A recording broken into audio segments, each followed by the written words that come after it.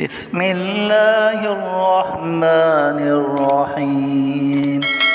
قل أعوذ برب الفلق من شر ما خلق ومن شر غاسق إذا وقب ومن شر النفاثات في العقد ومن شر حاسد إذا حسد. بسم الله الرحمن الرحيم. قل أعوذ برب الناس ملك الناس إله الناس من شر الوسواس الخناس